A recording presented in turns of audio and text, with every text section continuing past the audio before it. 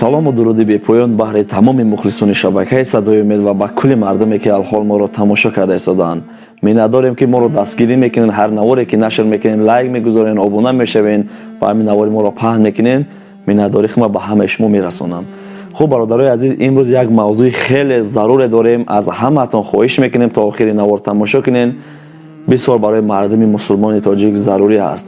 хуб бародарои азиз, як бародаре якчанд қа пеш дар комментария ман навистааст ки бародарҷон, садои умед барои чӣ қадар маблағе ки лозим аст равон мекунам. Аз дастам чизе бояд барояд мекунам, ҳамин кори мара буд кун. Чӣ кор аст? мегӯям ман дар як пранке афтидам. Як бародаре мара пранк гирифтааст. дар онҷо ман тарсидагӣ ҳастам, хай хеста рафтагӣ ҳастам аз ҳамун ҷое ки навор гирифта буданд ва баъдан гуфтанд хай бародарҷон ин пранкай. ман гуфтам хай майлиш гап надорад. вақте ки навора дар интернет нашр карданду тамошо кард мардум, навор бар падару модару авлодои ман расид. мара то ҳол падару ва модарам, авлодон мегӯянд ки ту моро шарманда кардӣ, худта ҳеҷ ҳисоб кардӣ. қатъим ягон таш соз гап намезанад. хоҳиш мекунам чизе ки хоҳӣ ман ҳамкорам мекунам, илтимос ҳамон навора гап зан ки удалит кунанд. хай ки мо қадар вақтамон набуд. узри зиёд бародари азиз ки на вақтамон расид. аймон диловар сафаров бародармон хоҳиш карда буд, лекин вақтмон камтар буд ки натонистем ҳамин чиза филмо ба навор гирифта истода будем, айдем ҳамин чи нашидем. ва алҳол ки дар ёдам расид, хостам ки ҳамин мавзӯъро як ошкор, яъне ки баёнш кунем, худо хоста бошад. хуб бародарҷон, ба худат ҳамин як гуфтанӣ ҳастам ки аз мо хоҳиш накунед чиза. аввалаш ки суми шумо барои ман лозим нест. чизе ки ай дастмон биёя барои кулли мардуми тоҷик мекунем, барои ватанмон мо мекунем иншоалло, барои исломон мо мекунем иншоалло. чизе ки ай дастмон мебиёяд. лекин чизе ки хоҳиш кардӣ ай дасти ман намебиёяд. яъне ки ман вая мегӯям ки ҳамин навора удалит кун, мегӯям ман намекунам. ки ҷой мера арз дод мекунад, арз дод кардан гирад. ай ҳамин сабаб бародарҷон, шумо метонед ба ҳукумат, ба амният рафта муроҷиат кунед, на аз мо. муроҷиат кунед то ин ки чораи ин пранкас чи аст бигирад. ман намедонам рости гап ин бародара ки пранк гирифтагӣ аст. ба мо ҳамин суханҳоро гуфт ва номероша нависта ки занг бизан. рости ман дигар вақтам нашуд, зангшам назадам. хуб иншоаллоҳ ки якчи ба ҳамаи шумо расонданӣ ҳастам. ҳамин пранк аст чи аст, ин аз мо нест, аз мардуми мусулмони тоҷик нест. ба чӣ сабаб маймун нест? ҳо бисёриҳо мегӯянд ки хай буруки ҷинсам маймун нест, унушам маймун нест, вайшам маймун нест. маъное надорад ӯ буруки ҷинс дигару дигар, ӯ тамоман дигар аст. дар бораишам суҳбат хоҳем кард иншоаллоҳ. лекин барои чӣ? барои он ки мардуми мусулмон номус дорад. номус аз буруки ҷинсу аз дигар чизҳо хеле фарқият дорад. мо алҳамдулиллоҳ мусулмон ҳастем, ба худ як номусе дорем. яъне ки русҳоро бубинем, ки дигар миллатҳоро бубинем, занҳояшон полголи, яъне ки голи ҳам мераванд, дар лабои озеро овозӣ мекунанд, дар пеши ҳамон қадар мардҳо. духтарошон мисол полголи дар пеши падару модару акошон мегарданд, ягон чи намегӯянд, барои он ки номус дар вуҷуди ваё нест. вақте мо номус дорем, номуси мо намегузорад ки моро шарманда созанд. ҳамина бародарҷон ҳаргиз фаромӯш накунед. на ба касе зарар биёр, на аз чизе зарар бубин. хубӣ карда наметавонӣ, бадӣ макун. ба ҳамин сабаб ин пранку дигар чизҳоро накунем, беҳтару хубтарай. ҳамин чизи ҳаром инсона оҳиста оҳиста беномус кардан мегирад. фарқият надорад бародаро. ӯ чизе ки бошад ҳаром бошад, оҳиста оҳиста моро ба тарафи беномусӣ мекашонад. аз ман хафа нашаванд бародарое ки пранк ба навор мегирем. хай ман рости тамошо намекунам. мара силкаи партия тамошо ки гуфтам медурам, мебинам ки ҳамин хел чиза медонам ки дар ин мада ягон фоидае нест, мебурам. хай бо бисёриҳо мегӯянд ки ин хай як шӯхия, як таби мардума болида карданай. майли таби мардума болида кун, кардӣ. лекин дар нафси иззати як каси дигар расидан, оё ин дуруст аст? оё ин мардӣ аст? мисол як каса хандондӣ, ӯ одамо шарманда кардӣ дар байни падар, модар, авлод. ҳарчанде ки ӯ худаш мехоҳад ки хай дар ҳамон навор биғалта, ҳеҷ гап надорад, аммо ӯ бародар дорад, падар дорад, модар дорад. хеле яхтона ба ҷои ҳамин бародар тасаввур кунед, که بیا یک کس را غمت یا شرمندت کنه و در اینترنت نشرت کنه آیا هم که خب میشینی؟ نه البته که تمام پیش چیزی که باشه در سرش میزنی. اگه با برادرها بسیار نگاه میکنن زمانه را که همین جنگ جنجال از ما نیست و زمانه این نیست که روی یک کس لطو کوب کنه و دیگر به همین سبب خب میشینن. لیکن به همه تون میگم برادرایی که پرانسیون که میکنین شما برادری ما هستین، دوستی ما هستین، کسی که باشین ما همچون دوست و برادر با اون سببی که تو مسلمان هستی ای همین سبب میگم با خودتون بالا میخرین. روز دیگم کسی گرفتار میشین که خوب لطو کوبتون میکنن. 5 پنجه یک نیست، همه برابر نیست. انسانی هست که ناموسش میجقشه چی کاری کرده است بیاد حقت میکنه. احتیاط کنین.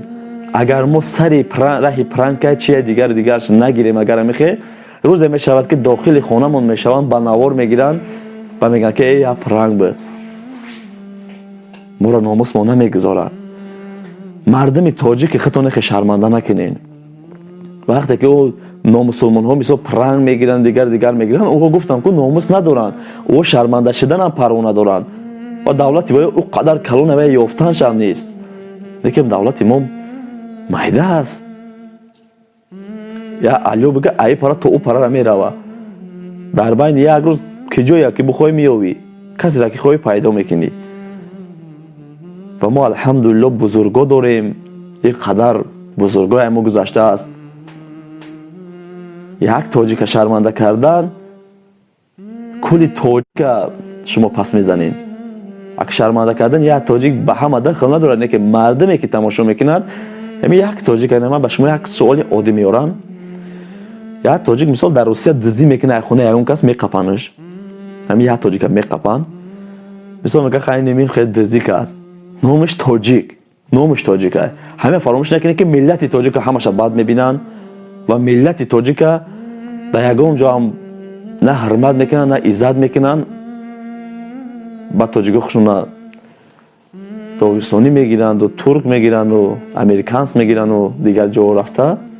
همین سبب باور بکنین اگر تاجیک بدونین که تاجیک کی هست بعدا میفهمین و فخر میکنین که ما تاجیک گفته با سر بلند چه بزرگایی از خلق تاجیک برآمدگی است.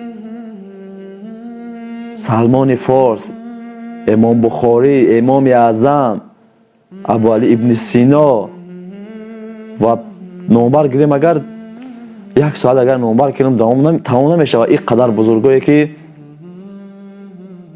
از چیزی فارس بودن و تاجیک بودن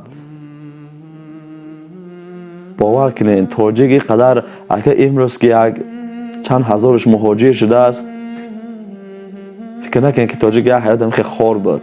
نه الحمدلله هرچی با خواست خدا میشه و دوستانم همین خداوند مهاجر شدن ما را خواسته ما مهاجر میشویم. خدا خود میگه هرچی به سرت میآید از جانب من ببین. هرچی به سرت میآید نگاه بکنین. قصه یادم آمد اما فراموش کردم. ولی علم لقمان حکیم باشد خیلی الله علم نمیدونم. میگه خداوند میگه من همه گناه را کرده باشم نه که من شرک نکردگی هستم. من میدونم که همه گناه مرا میبخشی توبه میکنم. نه که شکرانه که شرک نکردم که شرک نمیبخشی. نگاه که خداوند میگه چی گفتش؟ گفته ای بندم دیروز در فلان جا شیر خوردی و بعد از چند ساعت گفتی اشکمم رو در گرفت. همون شیر خوردم و اشکم در گرفت. انا همین هم نگاه که به شرک نزدیک شده است. همین هم شرک است. یعنی که دردی ما را خدا داد نه او شیر. اگر 100 چیزی هم که بخوری خداوند بیمار شدن این طرح نخواهد تو بیمار نمیشوی.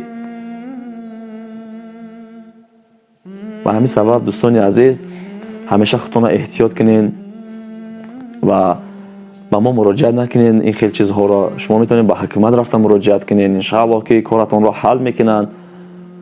و همون مادرها برادرها کسی که باشه با ما مراجعت میکنین که فلان زن رو کمک کردن در کار فلان جا در معیوب است فلان جا در فلان خواهش میکنم برادر جانا، دیگه از من خواهش نکنید. من همین کار کردن نمیتوانم. باور بکنید این کار یک کاری هست که فقط اگر از قفای همین نشدی این کار به انجام رساندن نمیتونی. یعنی که کاری ما فقط فیلم گرفتن است، نشید خواندن است، قصه کردن است و بسیار چیزهایی میکنیم که کسی میگم نکرده باشه. بهر شما یک منفعت برای ملت تاجیک، برای خلق تاجیک بیاریم. ما برای همین کار میکنم.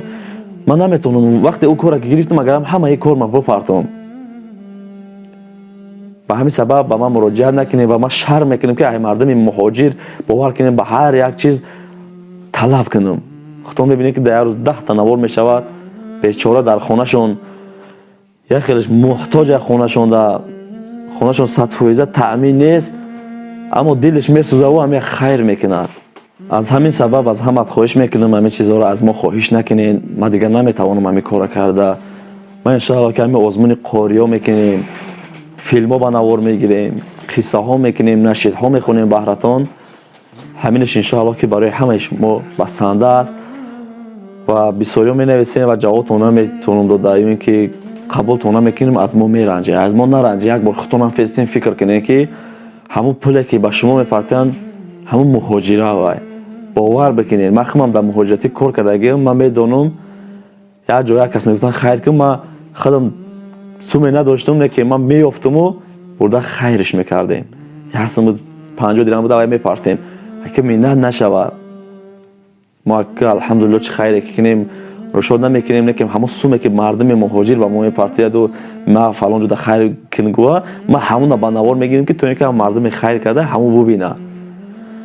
خب خداوند نگهبانتون باشه، در حق ما با دعا باشین و اگر گپی خطایی گفته باشیم خداوند ما و شما رو ببخشد و ان شاء الله که در حق ما با دعا باشین.